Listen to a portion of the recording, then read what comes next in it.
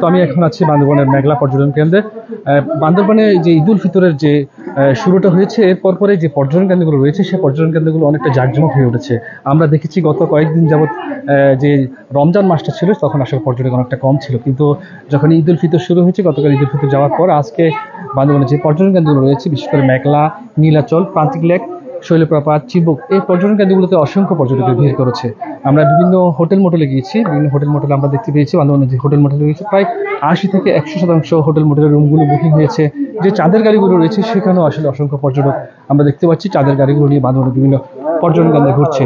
আমরা বান্দরবানের যে পর্যটন কেন্দ্রগুলোতে দেখেছি সরজমিনে গিয়ে, সেখানে বিশেষ করে শিশু থেকে বয়স্করা ঘুরছে এবং তারা যে মেঘলার যে পর্যটন কেন্দ্রের যে স্বচ্ছ জলরাশি যে লেকটি রয়েছে সেখানে নৌকা ভ্রমণের মাধ্যমে তাদের আনন্দটা আরো বাড়িয়ে দিয়েছে এবং উপভোগ করছে আরো দ্বিগুণভাবে।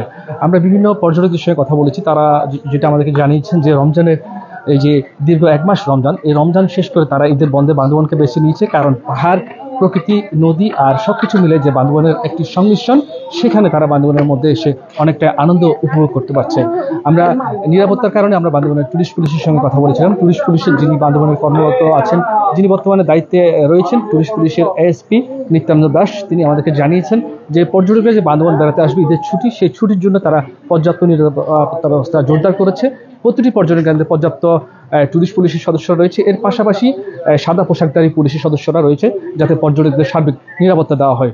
সবকিছু মিলে বান্দরবানের যে পর্যটন কেন্দ্রগুলো রয়েছে সেই পর্যটন কেন্দ্রগুলোতে বর্তমানে প্রচুর পর্যটক আসছে এবং আগামী আরও যে কয়েকদিন ঈদের ছুটি রয়েছে আরও পর্যটক বান্দরবানে আসবে এবং সকলে যে বান্দরবানের যে পর্যটন কেন্দ্রগুলো রয়েছে সেগুলো যাতে ঘুরে দেখতে পারে এবং সার্বিক নিরাপত্তার জন্য প্রশাসন কাজ করে যাচ্ছে।